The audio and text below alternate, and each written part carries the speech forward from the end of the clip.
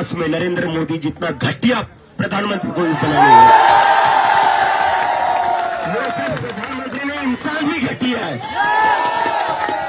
ऐसा घटिया इंसान है कि बच्चों को लाठीचार्ज करता है, बच्चों पर लाठीचार्ज करता है। इतना घटिया इंसान है, इतना घटिया। आज तक के इतिहास में इतना घटिया प्रधानमंत्री भारत को मिला नहीं। ये हमारे देश के लिए शर्म की बात है कि नरेंद्र मोदी प्रधानमंत्री है। इस देश को बहुत महान नेता मिले हैं, इस देश को बहुत महान प्रधानमंत्री मिले हैं, लेकिन नरेंद्र मोदी की वजह से प्रधानमंत्री की कुर्सी का अपमान हो रहा है। नहीं आते हो ना तो कुछ नहीं हो सकता इस देश का। इस देश का कुछ नहीं हो सकता। फिर अगर आज भी आप अपने घरों से बाहर निकलकर जनता मंदिर नहीं आओगे तो कुछ नहीं हो सकता।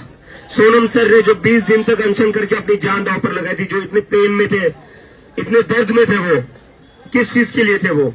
अगर आप आपके घर से निकलकर नहीं आ सकते तो वो जो उनका जो भी सैक्रिफाइस था ना, उस सैक्रिफाइस का कोई मतलब नहीं है।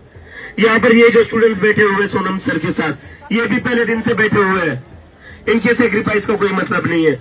हमारा जो प्रोटेस्ट चल रहा है 1 महीने से, उसका कोई मतलब नहीं है। किसके लिए लड़ रहे हैं यार हम? हमें तो नहीं है कि किसी को नहीं किया एग्जाम, हमें बैठा है कि किसी की एग्जाम में हो चुका था हमारा सारा, हम हमारे करियर में लग चुके थे, कोई जरूरत नहीं थी। लेकिन जब बोला गया, जब मैं यूएसए में बैठा गया था, तब बोला गया था कि ये कॉकरोच नेशनल सिक्योरिटी थ्रेट है, इसलिए मैं वापस आया था देश में, ये बताने की नेशनल सिक्योरिटी थ्रेट है, उस देश का नागरिक हूं, देशभक्त हूं मैं। और मैं एक ही चीज पे भरोसा करके आया था, ये मुझे पता था ये लोग मुझे रोकने की कोशिश करेंगे, मुझे पता था ये लोग मुझे तोड़ने की कोशिश करेंगे, मेरे ऊपर आरोप लगाएंगे, मुझे पाकिस्तान से जोड़ेंगे, मुझे CIA से जोड़ेंगे, लेकिन मुझे पता था मेरे साथ कोई खड़ा रहेगा तो ये संविधान खड़ा रहेगा।